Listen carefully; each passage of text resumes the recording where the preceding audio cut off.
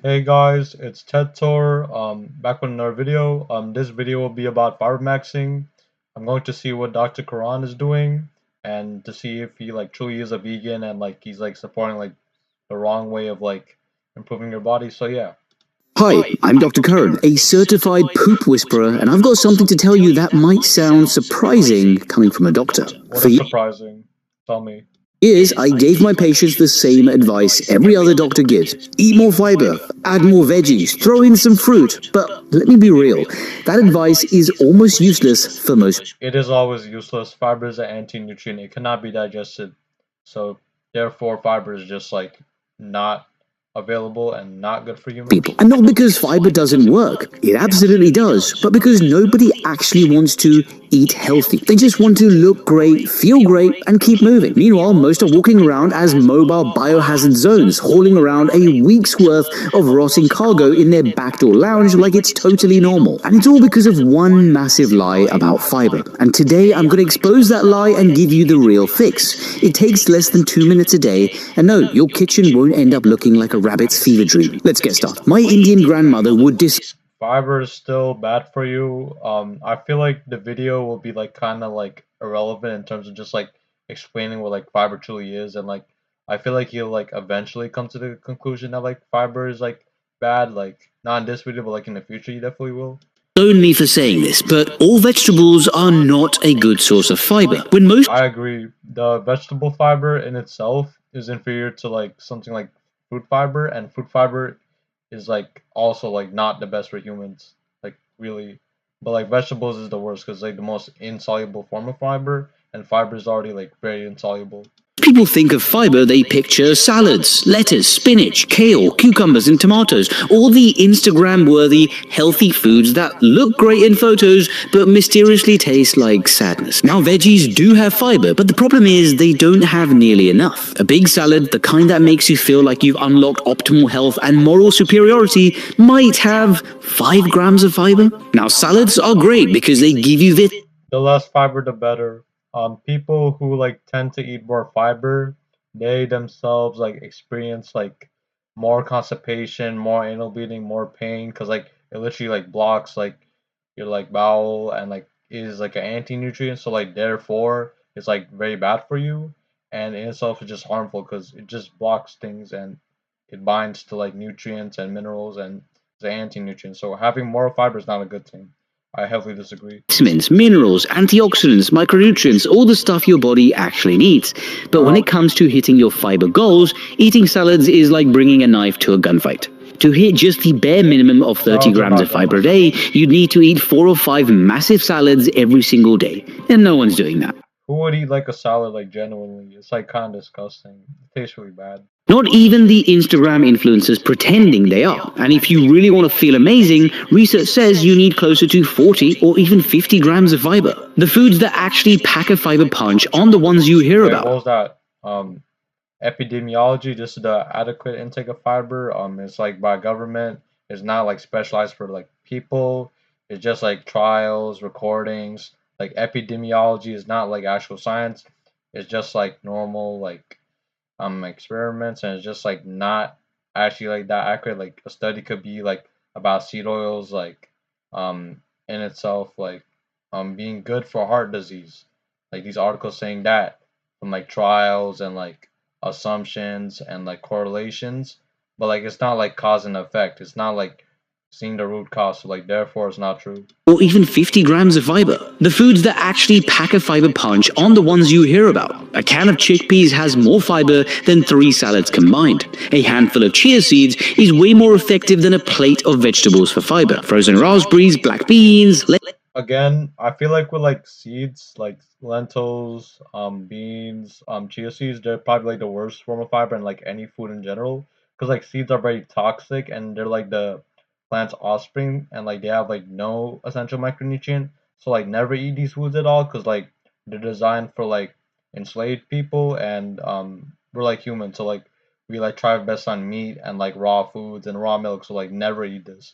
Fiber maxing like just does not work. Lentils, these aren't the Miami balcony boys of the vegetable category, but your colon doesn't care. You'd think that'd be the end of the story. Eat the magic beans, unlock eternal digestive bliss, maybe even achieve enlightenment. But it gets worse. There's another part of this fiber myth that's even sneakier. Okay, let's say you figure it out. You eat the magic beans, unlock god-tier digestion, maybe even feel like you've figured out some adulting. Great, right? Not so fast. Most people still fail, and here's why. They go from eating 10 grams of fiber a day to 50 grams overnight. And That's really bad. Who would eat like 50 grams of fiber? That's way too much. Like it's best to eat like little to like just like straight up like no fiber. That's like the best route.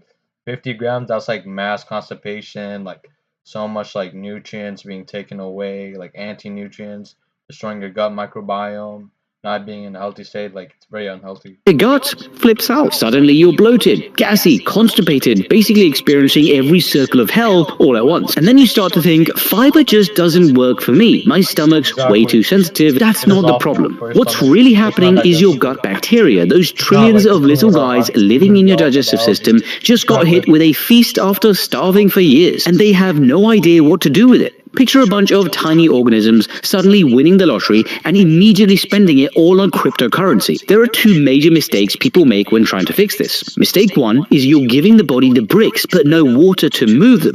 Fiber needs water to work, and without it, you're just creating a traffic jam in your gut. Mistake Again, fiber is like an anti-nutrient, so like even with the water, it is still an anti-nutrient. It still blocks things. It still binds to minerals and like nutrients, and is like very harmful.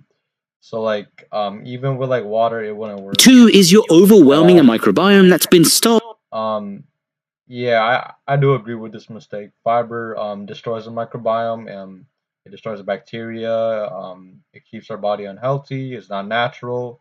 Only like really like herbivores, like cows, and like certain types of like gorillas, monkeys, like deers, like plant-eating animals, they like benefit from fiber because it's attuned for their biology. So like our gut microbiome is like not able to eat that. So like that's actually like really bad. Your gut bacteria have been scraping by on scraps, maybe 10 or 15 grams of fiber a day, and suddenly you hand them a buffet. And now they're having an existential crisis. They need time to adapt, but the fix is simple. All you need to do is go slow. Add just 5 grams of fiber a week. That's it. This gives your gut bacteria time to multiply, get stronger, and build the infrastructure they need to handle the Again, fiber is like harmful to the gut microbiome. So like even if you like start with like a low dose, like at that point it's just better to like not get fiber because it in itself is just like extremely harmful to our gut microbiome. And yeah, there's no fiber, no gut microbiome issues. So yeah, this theory about like the bacteria being better, absolutely not.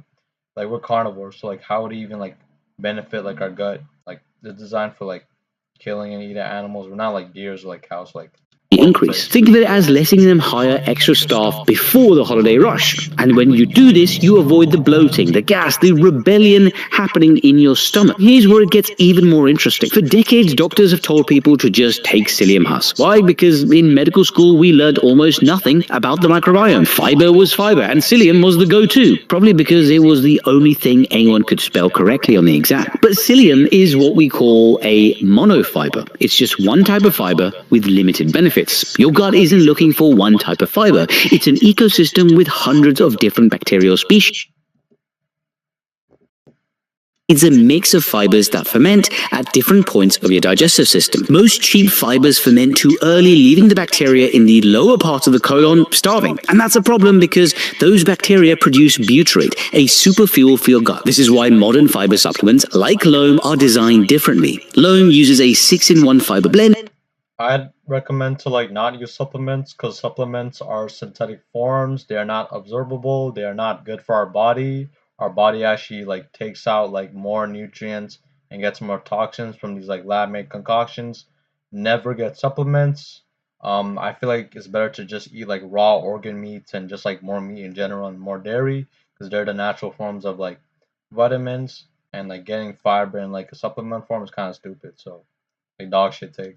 that feeds your entire gut, not just one section. It even includes a special fiber called partially hydrolyzed guar gum that's a gentle, sensitive fiber on your stomach. No bloating, no weird texture. It dissolves clearly and feeds all the right bacteria. Whether you use a supplement or stick to whole foods, the rules are the same. Diversity matters, water matters, and you have to go slow. Get those three things right and fiber stops feeling like a punishment and starts feeling like the one adult decision you've made that didn't backfire. Now let's talk about timing. For feeding your microbiome, timing doesn't really matter. Your gut bacteria eat when you eat. They're not picky. They're basically the roommates who will eat anything you have left in the fridge. But if you want to control blood sugar and stay fuller longer, timing is everything. You need to front load your fiber. Front loading your fiber means eating your vegetables or taking a fiber supplement before the main carbs in your meal, not afterwards, not mixed in, before. The reason is it slows down how quickly sugar hits your bloodstream. Eat the same meal. Even if you like time fiber differently, it's still like bad for your body. So like there's like no difference at all. It is still like a toxic compound and is non-digestible.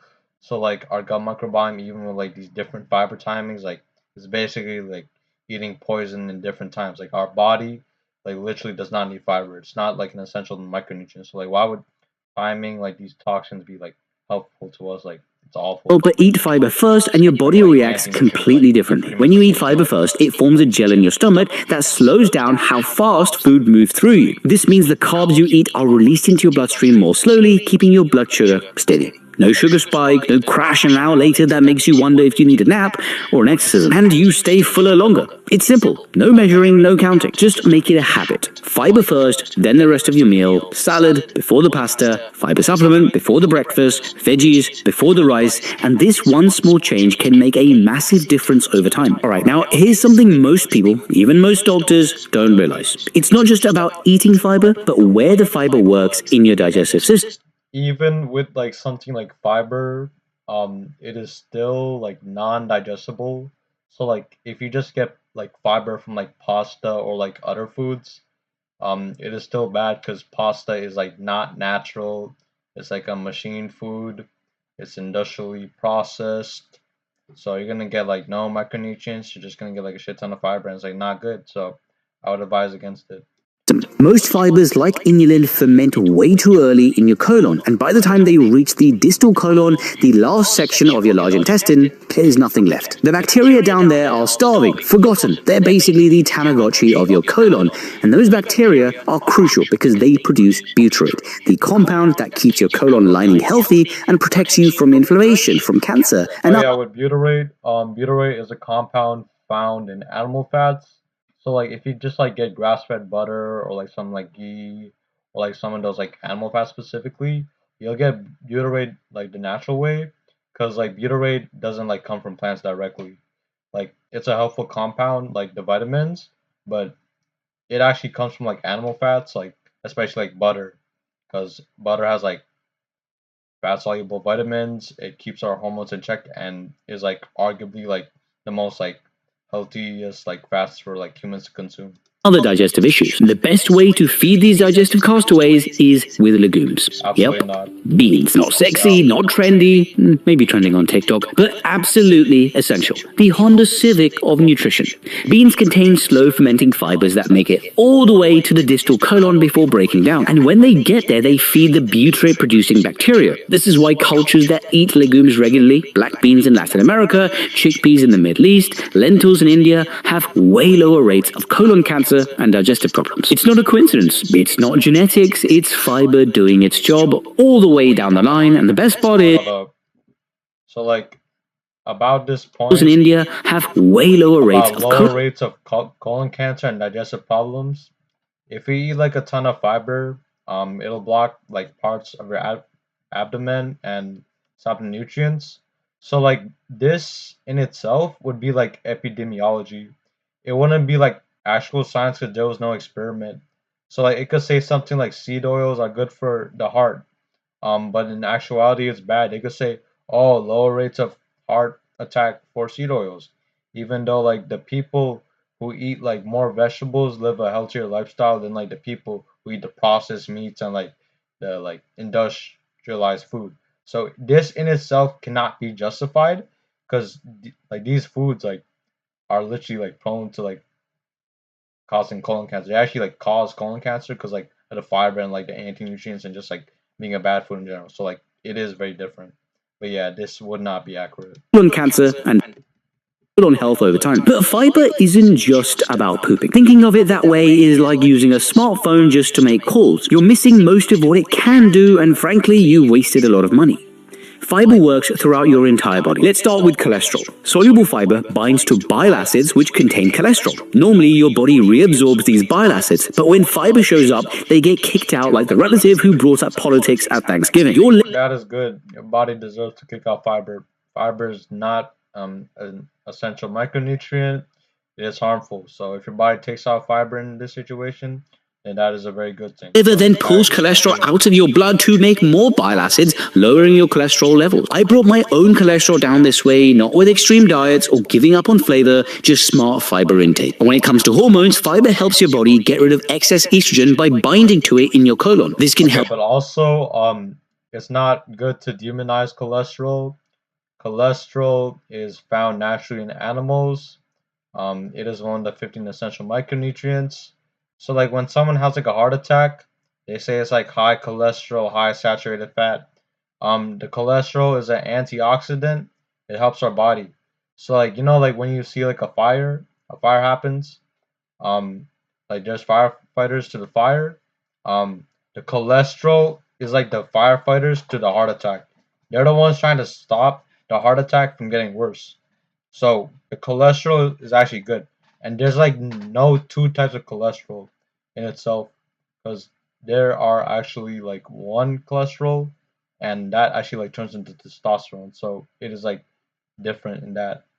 And cholesterol is actually like one of the things that we need to like survive. So yeah, cholesterol is like everything, man.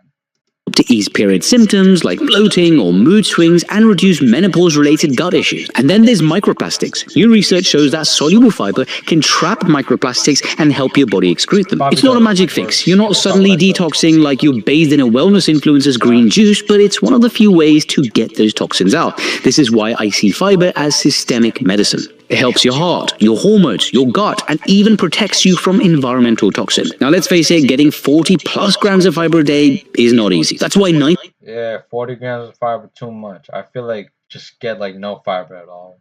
Maybe like I mean like if you just like go to fruit route for like carnivore and just like eating more meat, you might get like 2 or 5 grams, but like ideally like no fiber, right? Probably be best. 90% of adults or more are fiber deficient. We're all basically operating on the nutritional equivalent of dial-up internet. Life gets busy, guts get sensitive, and some diets like low carb, carnivore, or any other diet you've made your entire personality make it nearly impossible. Even popular weight loss drugs like Ozempic and other GLP-1 agonists, which shrink your portions, also unfortunately shrink your fiber intake. But this is exactly why you need to be. Ozempic is a harmful drug. It is not good for weight loss. It's a lab-made concoction. It's unnatural. It was never the way to lose weight. It has no nutrients. It is a drug that the big pharmacy companies use to like destroy its patients. Never take Ozempic. Never. The before and after pictures, getting potential blindness, destroying your gut, destroying your body. Never use Ozempic. Be intentional about fiber. Start with high fiber, low calorie foods like berries and frozen veggies. These give you a lot of fiber without making you feel like you've eaten an entire forest. For sensitive stomachs, use gentle soluble fibers like partially hydrolyzed guar gum. Products like loam can help in these cases. For example, just one scoop gives you 10 grams of diverse fibers in just 25 calories. It dissolves clear, has no taste, and through some kind of food science sorcery, it doesn't make everything taste like sawdust. But remember, supplements are just an adjunct. Whole foods should. We don't need supplements. Supplements are complete dog shit. They're not natural. They're lab made. They're made by companies. They're made by big countries, big nations, big foods. Never use supplements. They're actually like worse than like vegetables. They're synthetic and force your body to like use more minerals and causes more problems and thyroid damage and like all of that. Like never use supplements. To always be the foundation. Think of supplements as your safety net for chaotic days when you're traveling, busy, or just don't feel like cooking because adulting is exhausting. They help you hit your fiber goals even when life gets in the way. Now, all you have to do is start tracking your fiber intake. For just 3 days, log everything you eat and calculate your fiber intake. Most people are shocked to find they're only getting 10 to 15 grams a day, roughly the fiber equivalent of a sad desk salad. That's your baseline. From there, use what you've learned today. Add 5 grams of fiber. That's actually better than what you recommended. Like getting less fiber, that's actually a good thing. Ideally it should be no fiber, but like they're like better than you because you're just like maxing out fiber, so like you're literally just worse than them, man. You're built like quesos. Like, yeah, you're like a bad example of the fiber. You like do not make any Per sense. week. Eat fiber first at That is meals and still anchor way too your much diet fiber. with beans and berries. But most importantly, just start. Pick one tip from today, just one, and try it. There is unfortunately no tips. Fiber again is an anti-nutrient. It blocks our colon. It causes like constipation, bowel issues, anal bleeding, more damages to our gut microbiome, and it binds to minerals and nutrients. It is not good. This week. Drop a comment below and let me know which one you're going to try. Your microbiome is waiting. Go feed it. Those little guys have been on a diet for way too long. And if you want more gut health breakdowns, supplement rankings, and medical insights that make wellness influencers question their life choices, join my free newsletter. It's full of weekly deep dives that are science-based and make your basement tenants grateful. The link's below. Now, if you want to go deeper on fiber, check out my other video where I rank the best types, where psyllium husk didn't even make the top 3. I'm Dr. Karan. Take care, you magnificent sacks of bacteria in human clothing. Honestly, in my opinion, I feel like what I've just watched was like pretty inaccurate. His depictions of fiber was not good. Fiber is a bad thing. It is an anti-nutrient. It blocks minerals and nutrients. Again, it's bad for our microbiome. Humans did not evolve or had like numerous amounts of fiber. We're not like a plant-eating animal. So like Dr. Koran is like at this point like he's like vegan or something. I don't know. Like the way he like glazes fiber, things from vegetables, things from all those sources. Like I feel like for him, he should just like know that fiber is like just not good for you. But like yeah. Thanks for watching. And hope you see the next video. Bye.